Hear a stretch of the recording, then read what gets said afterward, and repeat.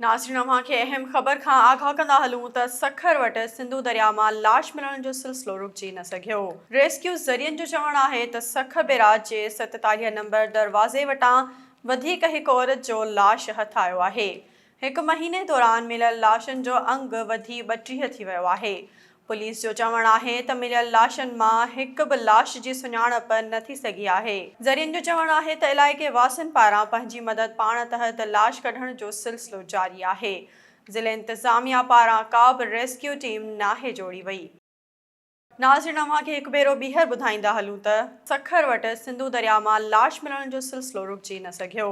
Rescue ज़रियनि जो चवणु आहे त सखर बैराज जे 47 नंबर दरवाज़े वटां वधीक हिकु औरत जो लाश हथ आयो आहे। हिकु महीने दौरान मिलियल लाशनि जो अंग वधी 32 थी वियो आहे। पुलिस जो चवणु आहे त मिलियल लाशनि मां हिकु बि लाश जी सुञाणप न थी सघी आहे। ज़रियनि जो चवणु आहे त इलाइक़े वासियुनि पारां पंहिंजी मदद पाण तहत लाश कढण जो सिलसिलो जारी आहे। ज़िले इंतिज़ामिया पारां का बि रेस्क्यू टीम नाहे जोड़ी वई।